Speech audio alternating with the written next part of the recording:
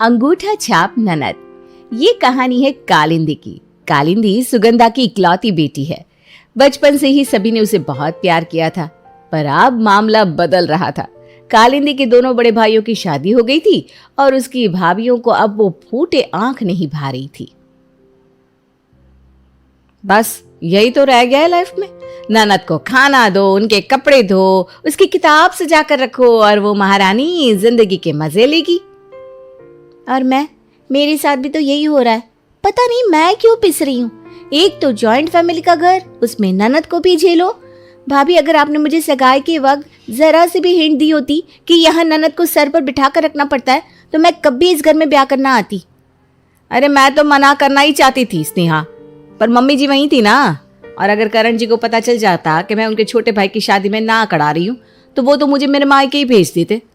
तभी बाहर से आवाज आती है, नाश्ता तैयार हो गया हो तो लगा दो, फिर हम दोनों दुकान के लिए निकलेंगे। ये लो आ गया बुलावा। नैना और स्नेहा बाहर सभी के लिए नाश्ता लगाती हैं। कालिंदी बेटा, तू तो कुछ खा ही नहीं रही, क्या बात है? रहने दीजिए ना मम्मी जी, आजकल के बच्चों का यही है। डाइटिंग कर रही होगी दीदी, है ना दीदी? नहीं, मुझे तो कोई और ही बात लग रही है। कल से देख रहा हूँ बड़ी शांत है तू। किसी ने कुछ कहा है क्या? ट्यूशन में कोई बात हुई है क्या? नहीं भैया, वो बात ये है कि मेरा 12th खत्म हो गया है। अब मैं कोई प्रोफेशनल कोर्स करना चाहती हूँ। ये सुनते ही नैना का तो सर चकरा जाता है। एक और खर्चा किसे चाहिए था भाई? और इस खर्चे को रोकने के लिए नैना अपने दिमाग के घोड़े दौड़ाने लगती है। प्रोफेशनल कोर्स यानी कम से कम 10 लाख रुपए तो इसे पढ़ाने में चले जाएंगे। मुझे इस बात को यहीं ख़त्म करना होगा। अब बीच में बोल रही हूँ, माफ़ कीजिएगा मम्मी जी। हमारी दीदी ना बड़ी भोली है और ज़माना ख़राब। अगर कोई ऊंच नीच हो गई तो पूरी ज़िंदगी बर्बाद हो जाएगी। कोई ब्याह कर भी नहीं लेकर जाएगा दीदी को। मैं ये नहीं कह रही कि पढ़ाई मत कीजिए दीदी, पर बाहर जाना किसी और शहर में मुझे तो समझ में नहीं आता। पर शहर से दूर जाने की बात तो मैंने की भी नहीं भाभी। यहाँ हमारे शहर में मुझे कोई प्रोफेशनल डिग्री मिल जाए तो मैं वो कर लूँ, पर मिले तब ना। वही तो दीदी, आप समझी नहीं। ये स्कूल की पढ़ाई नहीं है दीदी कि हंसी खेल में निकल जाए। आप प्रोफेशनल डिग्री लेंगी तो कम से कम 12 घंटे तो आपको क्लास करनी पड़ेंगी, ऊपर से ट्यूशन और एक्स्ट्रा क्लासेस। पैसे जो जाएंगे सो लगेंगे, मेहनत जाएगी सो अलग। पर उसके बाद क्या? जब तक आपके प्लेसमेंट का टाइम आएगा, आपकी शादी की उम्र हो जाएगी। फिर तो लड़की वालों पर डिपेंड करेगा ना, आपको जॉब करने देना या ना देना। ऐसे बिना शादी की बात तो डिग्री अधरी की धरी रह जाती है। हमें ही देख लीजिए ना कुछ काम आ रही है क्या डिग्रियां? काम तो रसोई आ रही है ना? स्नेहा बिल्कुल सही कह रही है दीदी। और इतने सबके बाद अगर लड़के वालों ने आपको नौकरी नहीं करने दी, उस वक्त आप खुद को कैसे संभालेंगी? टूट जाएंगी आप। जो चीज आगे जाकर रहने ही नहीं वाली, उसे इतना दिल से लगा कर क्या फायदा? बहू बिल्कुल ठीक कह रही है कालिंदी। कोई ज़रूरत नहीं है इन चीज़ों में दिमाग लगाने की। हमें कौन सा तुझसे नौकरी करवानी है? भगवान की कृपा से हमारे पास सब कुछ है। तो सिंपल ग्रेजुएशन कर ले जैसे तेरे भाइयों ने किया है। काम तो ये भी कर ही रहे। अगर तेरा पति आगे पढ़ाना चाहेगा तो उस वक्त पढ़ लेना। और कालिंदी की इतने तेज होने के बाद भी उसे कोई प्रोफेशनल डिग्री नहीं लेने दी जाती और उसे सिंपल ग्रेजुएशन करना पड़ता है। इसी तरह 3 साल बीत जाते हैं और कालिंदी का ग्रेजुएशन पूरा हो जाता है। अपने हाथ में ग्रेजुएशन की डिग्री लिए भागती हुई कालिंदी अपने घर आती है। पापा, मैं पूरी यूनिवर्सिटी में फर्स्ट आई हूँ, जबकि हमारे कॉलेज में तो क्लासेस भी नहीं होती थी। सोचिए कितनी तेज है आपकी बेटी। जा बेटा, ये न्यूज़ अपनी माँ और भाभीियों को भी दे दे। उछलती कूदती कालिंदी इस न्यूज़ को सभी को बताती है। इस बात पर तो पार्टी होनी चाहिए, और पार्टी आपको ही देनी होगी दीदी। तो फिर आज रात का डिनर मेरी तरफ से।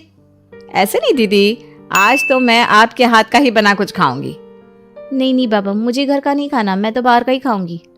तो ऐसा कर लेते हैं कालिंदी, तू रात का डिनर बाहर से मंगवा लेना और कोई एक डिश खुद बना लेना। इससे तेरी दोनों भाभियां भी खुश हो जाएंगी। सभी रात के खाने का मजा ले रहे थे कि तभी नैना कहती है, इस बात की मुझे तो बहुत खुशी है दीदी कि आप फर्स्ट आई है, पर खाने में आप ना लास्ट आई है। जरा इस ब्रेड चाप को खाकर देखिए। मम्मी जी देखिए ना, उल्टी ना हो गई ना तो मेरा नाम भी नैना ने।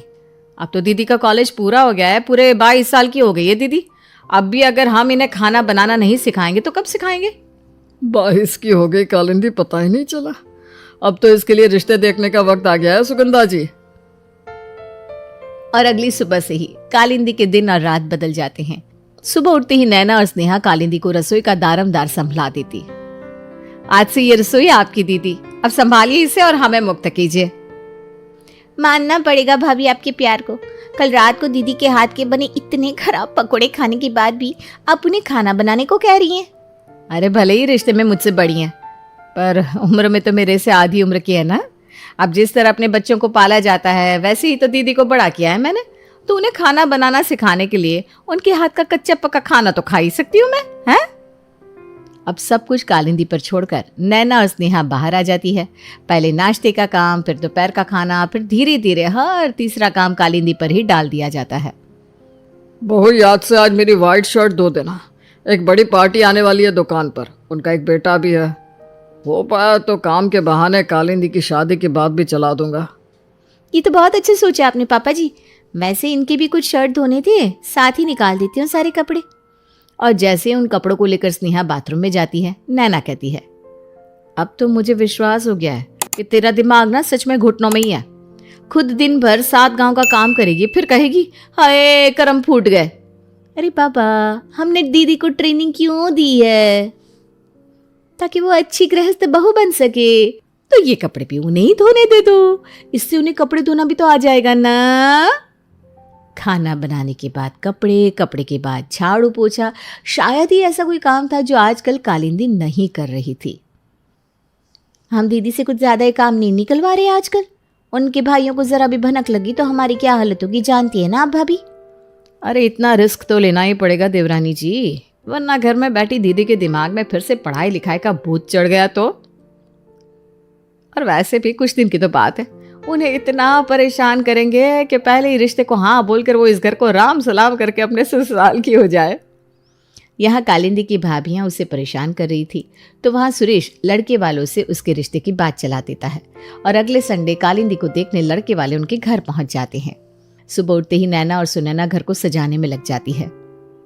प्रेम जी, मैंने आपसे कहा था ना काले रसगुल्ले लाने, फिर आप ये सफेद रसगुल्ले क्यों लेकर आ गए? तो चाय और मिठाई भी तो लानी है ना मैंने। रसगुल्ले परोसने से मतलब है भैया, क्या सफेद क्या काला, क्या फर्क पड़ता है? अरे सगुन नाम की भी कोई चीज होती है, याद है? जब आप मुझे देखने आए थे तो मैंने आपको काले रसगुल्ले परोसे थे और हमारी शादी फाइनल हो गई थी। उसी तरह बस दीदी की भी शादी फिक्स हो जाए। तुम भी नस दिया।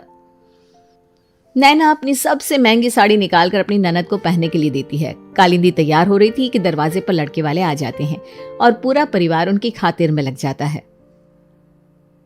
मान गए आपकी खातिरदारी को सुरेश जी, पर हम यहाँ खातिरदारी करवाने नहीं आए, हम तो निखिल के लिए उसके लायक लड़की देखने आए हैं।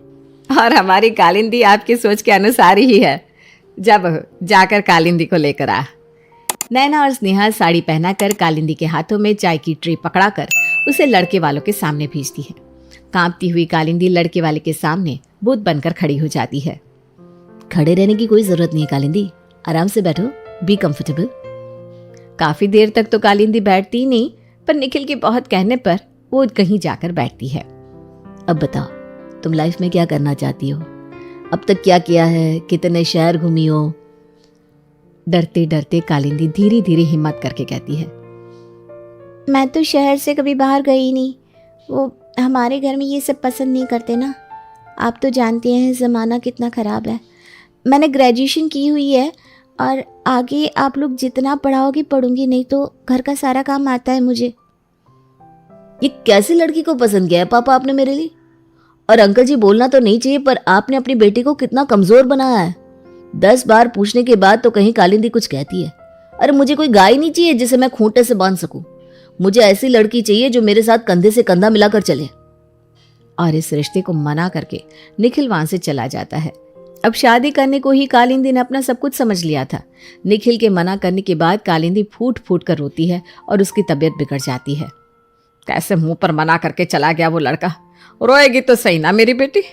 करण और प्रेम, तुम दोनों कैसे भी करके जल्द से जल्द एक अच्छा रिश्ता लेकर आओ मेरी बेटी के लिए। बिना देरी किए करण और प्रेम फिर से एक रिश्ता अपनी बहन के लिए लेकर आते हैं, पर इस बार भी वैसा ही कुछ होता है। सिर्फ ग्रेजुएशन किया है आपने और कोई डिग्री ही नहीं है आपके पास? आजकल ग्रेजुएशन करना तो बहुत ही बेसिक सा हो गया है। जिससे कुछ करना नहीं होता वही ग्रेजुएशन करते हैं। अच्छा, जॉब किया है आपने कभी? नहीं। अरे आप इतना घबरा क्यों रही है? आपने पहले कभी लड़के से बात नहीं की है क्या? नहीं, वो मैं बचपन से ही गर्ल्स स्कूल में पढ़ी हूँ, उसके बाद गर्ल्स कॉलेज में, इसलिए। फिर तो मुझे नहीं लगता कि कभी आप मेरे परिवार में एडजस्ट कर पाएंगे, क्योंकि मेरे घर पर मेरे मेल फीमेल फ्रेंड्स आते रहते हैं। ऊपर से मेरे ऑफिस पार्टी में अगर मैं आपको लेकर गया तो आप तो चुप ही बैठी रहेंगी। मुझे माफ़ कीजिए आंटी जी, मैं आगे बात बढ़ाकर कालिंदी जी का दिल नहीं तोड़ना चाहता। और अनिल भी इस रिश्ते के लिए मना कर देता है। एक के बाद एक लड़के कालिंदी में कोई ना कोई कमी निकालकर उसे रिजेक्ट कर देते, जिससे अब कालिंदी का मनोबल टूट गया था। क्या हालत हो गई है मेरी बच्ची की, मुझसे देखा नहीं जाता।